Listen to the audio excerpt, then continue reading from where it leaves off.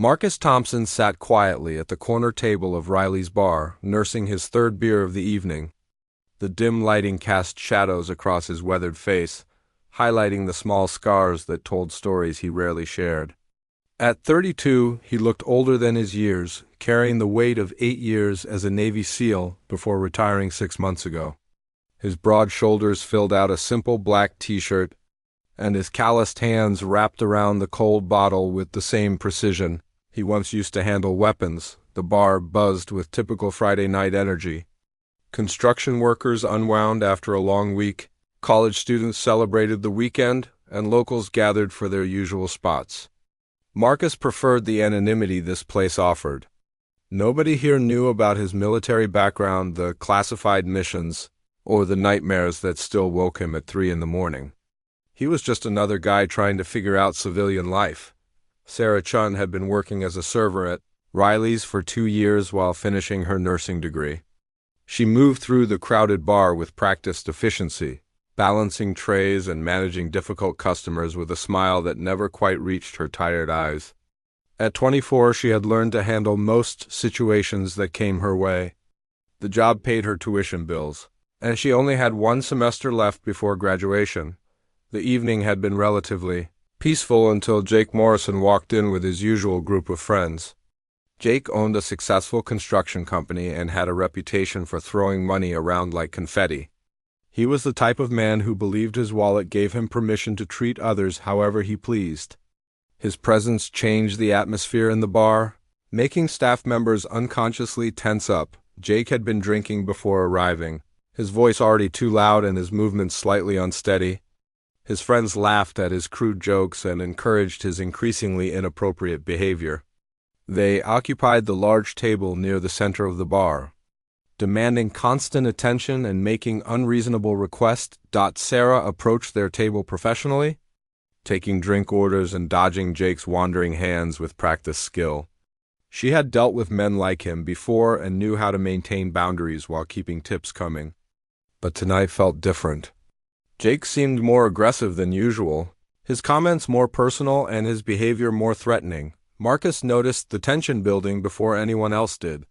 His military training had taught him to read situations, to spot trouble before it escalated. He watched Sarah navigate the increasingly hostile table with growing concern. Something in her body language told him she was reaching her limit. The breaking point came when Sarah delivered another round of drinks to Jake's table. As she set down his whiskey, Jake grabbed her wrist roughly, pulling her closer to him. His grip was tight enough to leave marks, and Sarah's professional composure cracked for the first time that evening. Other customers pretended not to notice, focusing on their own conversations and drinks. The bartender was busy at the other end of the bar, unaware of what was happening. Sarah tried to pull away, but Jake's grip tightened. His friends laughed as if it was all part of some harmless fun. Marcus set down his beer and stood up slowly. Every instinct told him to intervene, but civilian life had taught him to be careful about getting involved in other people's problems.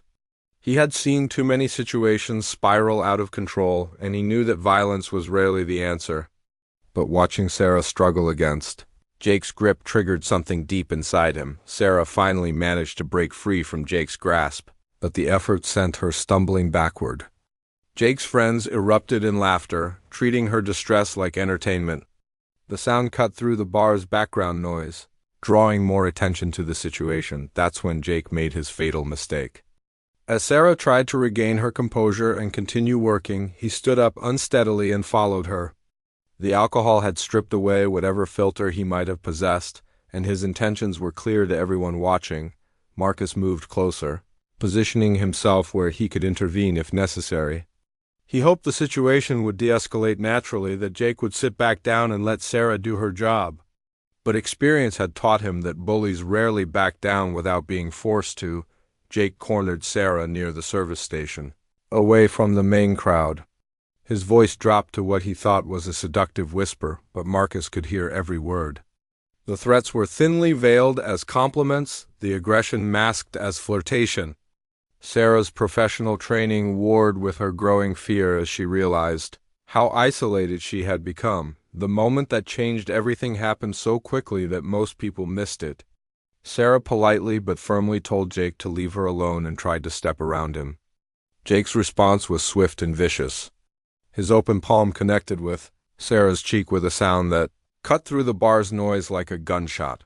The slap wasn't just about the physical impact, though the force of it sent Sarah stumbling into a nearby table. It was about power, about a man who believed he could treat another human being like property. It was about entitlement and abuse, about the kind of behavior that destroyed lives and went unpunished because people looked the other way. Marcus felt something snap inside him. All the training, all the discipline, all the carefully constructed walls he had built around his emotions crumbled in that instant. This wasn't about military operations or national security. This was about basic human decency, about protecting someone who couldn't protect herself. The bar seemed to freeze for a moment. Conversations died mid-sentence. Even the music seemed quieter. Sarah held her cheek, tears forming in her eyes from pain and humiliation. Jake stood over her with a satisfied smirk, clearly pleased with his demonstration of dominance. That's when Marcus Thompson, former Navy SEAL, stepped out of the shadows and into Jake Morrison's life.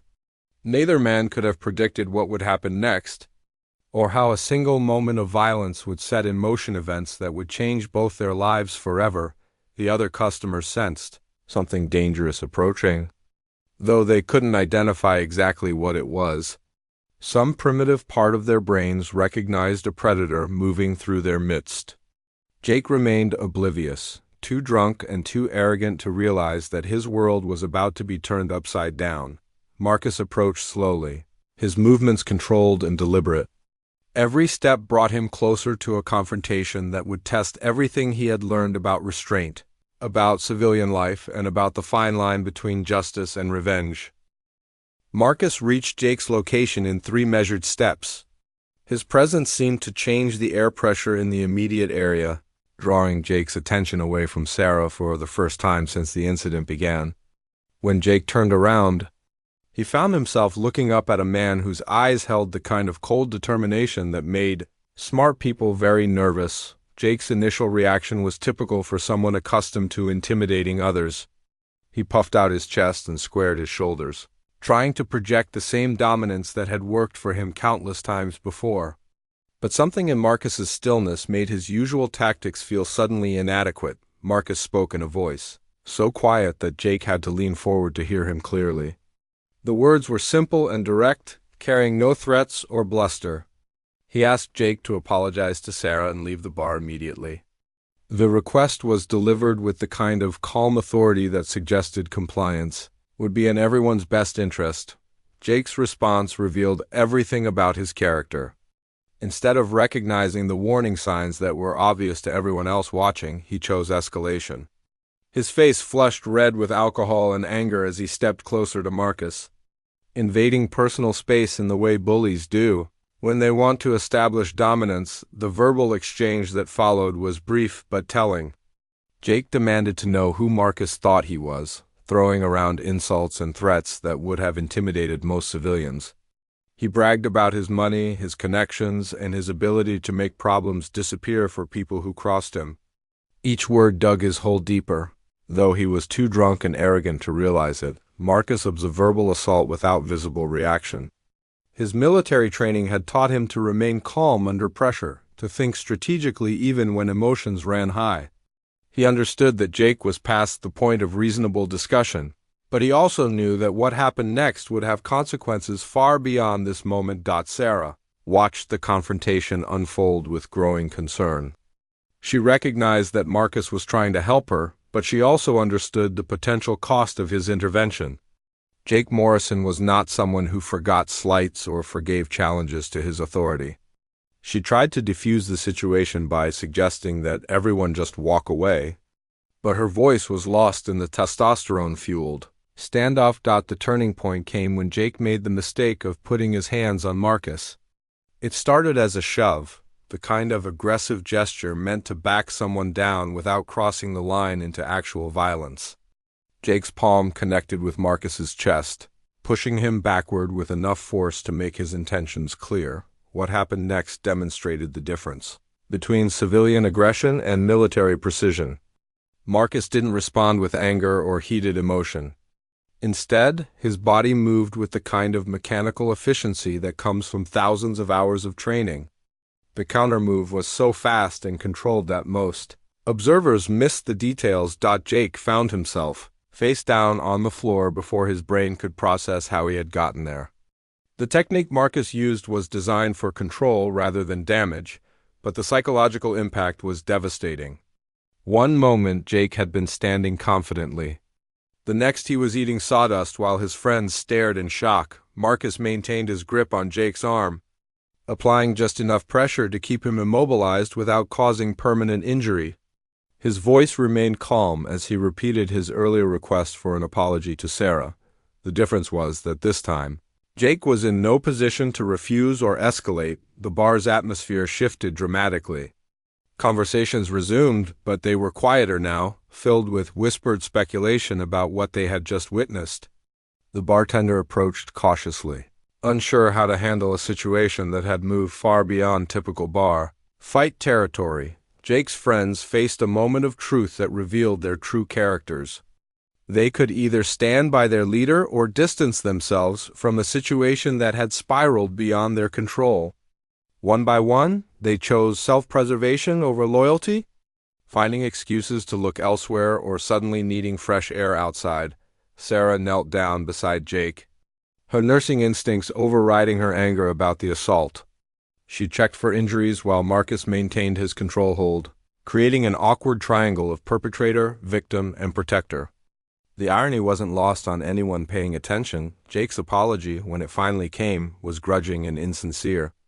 But Marcus accepted it as sufficient for the immediate situation. He released his grip and stepped back, giving Jake room to regain his feet. The humiliation was complete, witnessed by dozens of people who would remember this moment for years to come, but Jake Morrison was not the type of man who accepted defeat gracefully. As he straightened his clothes and tried to salvage his dignity, his eyes burned with the kind of rage that promised future retaliation. He had been publicly humiliated by a stranger, and his ego demanded revenge. The immediate confrontation was over, but Marcus recognized that the real conflict was just beginning. He had made an enemy of someone with resources and connections, someone who would not forget or forgive. The smart move would have been to disappear, to leave town before Jake could organize a response. But Marcus was not the type of man who ran from problems he had created. Sarah approached Marcus as Jake and his friends made their exit. Her gratitude was genuine, but she was also worried about the consequences of what had just happened. She knew Jake's reputation for vindictive behavior and understood that Marcus had painted a target on his back by intervening. The bartender offered Marcus a drink on the house, a gesture that was part gratitude and part nervous energy. Other customers began approaching, offering handshakes and words of support. For the first time in months, Marcus felt something like purpose again, though he also recognized the danger that came with it. As the evening wound down, Marcus found himself walking Sarah to her car. She lived alone in a small apartment near the college, and both of them understood that Jake might try to retaliate against her as well as Marcus. The conversation was awkward but necessary. Two strangers brought together by violence, trying to figure out what came next. Sarah invited Marcus for coffee the next morning, ostensibly to thank him properly, but really because she sensed that he was as lost as she was. There was something in his eyes that spoke of recent trauma, of a man trying to find his place in a world that no longer made sense to him. Marcus accepted the invitation, though he warned her that Jake Morrison was not the type of man who forgot slights. He suggested that she might want to consider taking some time off work, maybe visiting family until things cooled down. But even as he said it, he knew that running was only a temporary solution. As they parted ways in the parking lot, both Marcus and Sarah understood that their lives had changed fundamentally. The violence at Riley's bar had created connections and consequences that would ripple outward in ways neither of them could predict. Jake Morrison was already planning his response, and when it came, it would test everything Marcus thought he knew about civilian life and the price of doing what was right. The coffee shop where Marcus and Sarah met the next morning was a small, family-owned place that served the college crowd and local residents. The atmosphere was casual and comfortable, a stark contrast to the tension that had filled Riley's bar the night before. Marcus arrived early, choosing a corner table that gave him clear sight lines to both the entrance and the back exit. Sarah appeared 15 minutes later, looking tired but determined. She wore jeans and a simple sweater, and Marcus noticed she had covered the bruise on her cheek with makeup. They ordered coffee and pastries, making small talk while both tried to process what had happened and what it might mean for their futures. Their conversation revealed the depth of their respective struggles. Sarah talked about working 2 jobs to pay for nursing school, about the constant harassment she faced at Riley's bar, and about her fear that complaining would cost her the income she desperately needed. Marcus found himself opening up about the challenges of transitioning from military to civilian life, about feeling disconnected from a world that seemed soft and unfocused after years of high-stakes missions. As they talked, Marcus's phone buzzed with a text message from an unknown number. The message was simple but ominous, a photo of his apartment building with the words, "I know where you live," beneath it. Marcus showed the message to Sarah, and both of them understood immediately who had sent it. Jake Morrison had spent the night nursing his wounded pride and planning his revenge. His humiliation at Riley's bar had been witnessed by too many people to ignore or explain away. In his world, reputation was everything, and Marcus had damaged his beyond easy repair. The text message was just the beginning of what promised to be an escalating campaign of intimidation. Sarah received a similar message an hour later, a photo of her car in the college parking lot with a threat that made her hands shake as she read it. The realization that they were both targets brought them closer together. 2 people who had become allies through circumstances neither had chosen. Marcus recognized the pattern of psychological warfare that Jake was employing. It was designed to create fear and uncertainty, to make targets feel vulnerable and isolated. But Marcus had experience with much more sophisticated enemies than a small-town bully with money and connections. Their conversation was interrupted by the arrival of Detective Lisa Rodriguez, a 20-year veteran of the local police force who had heard about the incident at Riley's bar through the unofficial network that connected all the bars and restaurants in town. She approached their table with the kind of confident authority that made both Marcus and Sarah sit up straighter. Detective Rodriguez was direct and professional as she gathered their statements about the previous night's events. She had dealt with Jake Morrison before and understood the pattern of escalation that typically followed when someone challenged his authority. Her concern was evident as she warned both Marcus and Sarah about the potential for retaliation. The detective's investigation revealed disturbing information about Jake Morrison's history. There had been other incidents, other women who had been harassed or assaulted, other men who had tried to intervene and faced serious consequences. The pattern was clear, but proving it in court was another matter entirely. Marcus learned that Jake had connections throughout the local business community and had made substantial donations to political campaigns over the years. These relationships gave him influence with people who could make problems disappear or create new ones for anyone who crossed him. The system that should have protected his victims instead protected him. Sarah discovered that she was not Jake's first target at Riley's bar. 2 previous servers had quit after being harassed, and one had filed a complaint that mysteriously disappeared from the police files. The bar's management had consistently chosen to protect their most profitable customer rather than their vulnerable employees. The day progressed. The harassment escalated beyond simple text messages. Marcus found his car keyed in the coffee shop parking lot, with profanity scratched deep into the paint.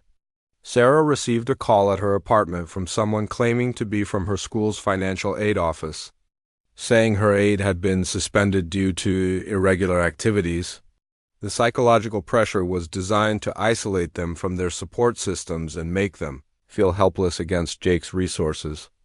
But the campaign had an unintended consequence. It brought Marcus and Sarah closer together and reminded Marcus why he had joined the military in the first place. That evening, Marcus made a decision that would change the trajectory of the entire conflict. Instead of responding to Jake's intimidation with escalation or retreat, he chose a third option that drew on skills. He had learned in some of the world's most dangerous places. Marcus began conducting surveillance on Jake Morrison with the same methodical approach he had once used on enemy targets. He studied Jake's routines, his business practices, his associates, and his weaknesses. What he discovered was a man whose success was built on a foundation of corruption, intimidation, and exploitation. The construction company that had made Jake wealthy was involved in a complex network of bid rigging, substandard materials, and payoffs to building inspectors. His employees lived in fear of arbitrary termination, and his subcontractors were regularly cheated out of payments. The man who had slapped Sarah was the center of a web of corruption that affected dozens of lives. Sarah, meanwhile, was conducting her own investigation through the informal networks that connected service industry workers throughout the town. She discovered a pattern of abuse and intimidation that went back years, involving not just Jake but several other men who used their wealth and influence to prey on vulnerable women. Their separate investigations began to converge into a comprehensive picture of systemic corruption and abuse. But gathering evidence and acting on it were two different things. Jake had spent years building relationships with people who could protect him from consequences, and challenging that network would require more than just moral outrage. The breakthrough came when Marcus remembered a conversation from his military days about the importance of finding pressure points that enemies didn't know they had. Everyone had secrets, and men like Jake Morrison usually had more than most. The key was finding the right leverage and knowing how to use it effectively. That night, Marcus made contact with people from his past who had transitioned into civilian careers in law enforcement and federal agencies. The conversation was careful and indirect, but the message was clear. If there were federal crimes involved in Jake's business practices, there might be resources available to investigate them properly. Sarah reached out to advocacy groups that specialized in workplace harassment and assault cases. She learned about documentation techniques and legal strategies that could turn individual incidents into broader patterns of criminal behavior. As they planned their next moves, both Marcus and Sarah understood that they were crossing a line from victims to active participants in a conflict that could reshape their community. Jake Morrison had made the mistake of assuming that his wealth and connections made him untouchable. He was about to learn why that assumption was dangerous when applied to someone with Marcus Thompson's particular set of skills. The war that had begun with a single slap was about to escalate into something that would test everyone involved. Jake's next move would determine whether this remained a personal conflict or became something much larger and more consequential for everyone in their small town. Jake Morrison's next escalation came 3 days later and proved that he had learned nothing from his encounter with Marcus at Riley's bar. Instead of recognizing that he was dealing with someone far more dangerous than the typical targets of his bullying, Jake doubled down on his campaign of intimidation with moves that would ultimately seal his fate. The escalation began at Sarah's workplace. Jake had used his connections to pressure the hospital administration, where Sarah was completing her nursing clinical rotations. A carefully orchestrated complaint about her unprofessional conduct appeared in her student file, threatening to derail her graduation just months before completing her degree. Sarah discovered the sabotage when her clinical supervisor called her into an emergency meeting. The complaint was detailed and convincing, describing incidents that had never happened and behavior patterns that contradicted everything her instructors knew about her character. But the hospital administration was unwilling to ignore complaints from major donors. Even when the accusations seemed suspicious, Marcus learned about Sarah's situation during their daily check-in call, a security measure they had established to ensure both were safe. Her voice carried a defeated tone that triggered something protective in Marcus, reminding him of teammates who had been targeted by enemies using psychological warfare tactics. But Jake's mistake was not limiting his retaliation to Sarah. His ego demanded that he humiliate Marcus as thoroughly as Marcus had humiliated him. Jake began making inquiries about Marcus's military service, using private investigators and his network of contacts to gather information he could use as leverage. Marcus was conducting routine surveillance when he observed Jake meeting with Tommy Castellano, a known associate of organized crime who specialized in debt collection and intimidation. The meeting took place at Jake's construction office after hours, and the conversation was clearly visible through windows that Jake had assumed provided privacy. Using FBI equipment, Marcus recorded Jake offering payment for someone to teach the soldier a lesson he won't forget. The recording captured specific amounts and timelines, along with references to previous similar arrangements. When Jake handed Castellano a down payment in cash, the evidence became undeniable. Agent Hawkins moved quickly to intercept Castellano before he could act on Jake's contract. The arrest was coordinated to provide maximum intelligence about Jake's other criminal connections while protecting Marcus from immediate danger. Castellano's cooperation in exchange for reduced charges provided crucial information about the extent of Jake's criminal network. The investigation revealed that Jake had used similar tactics against other people who had threatened his business interests over the years. 3 previous incidents involved construction workers who had tried to report safety violations, and 2 involved small business owners who had competed for the same contracts. The pattern of intimidation and violence was extensive and well documented. Sarah's investigation into Jake's harassment of women revealed an equally disturbing pattern. 8 different women had been targeted over the past 3 years, and several had been forced to leave town or change jobs to escape his retaliation. The systematic nature of the abuse showed that Jake viewed violence against women as a standard business practice. The federal charges that were ultimately filed against Jake Morrison filled 47 pages and included violations of civil rights, conspiracy to commit assault, racketeering, tax evasion, money laundering, bribery of public officials, and systematic violations of labor laws. The evidence package was so comprehensive that Jake's expensive legal team advised him to consider plea negotiations. But Jake's ego prevented him from accepting the reality of his situation. Instead of recognizing that his criminal enterprise had been thoroughly exposed, he continued to believe that his connections and wealth would protect him from serious consequences. His response was to escalate his attacks on Marcus and Sarah, not understanding that every action was being monitored and recorded. The final escalation came when Jake attempted to have Marcus killed in what was designed to look like a random mugging. The plan involved using Castellano's criminal contacts to stage an attack outside Marcus's apartment. But federal surveillance had been monitoring Jake's communications, and the assassination attempt was intercepted before it could be executed. Marcus learned about the murder plot from Agent Hawkins, who called an emergency meeting to discuss witness protection options. The revelation that Jake was willing to commit murder to protect his criminal enterprise made it clear that the situation had moved far beyond simple harassment into deadly serious territory. The arrest operation was conducted at dawn on a Tuesday morning, with federal agents simultaneously raiding Jake's home, office, and 3 construction sites. The coordinated action was designed to prevent evidence destruction and witness intimidation while maximizing the psychological impact on Jake's criminal network. Jake Morrison was arrested at his mansion outside town while still in his pajamas, a detail that would be reported extensively in local media. The image of the powerful businessman being led away in handcuffs became a symbol of how thoroughly his empire had collapsed.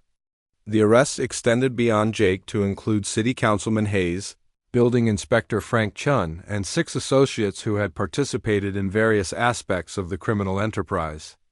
The scope of the operation shocked the local community and revealed how extensively Jake had corrupted public institutions.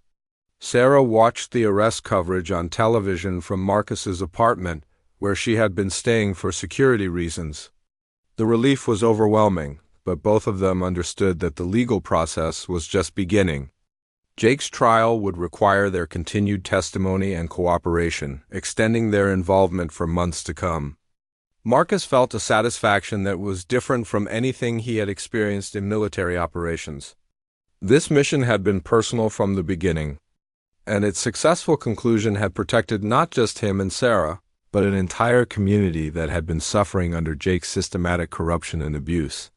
The man who had slapped Sarah in Riley's bar was now facing decades in federal prison.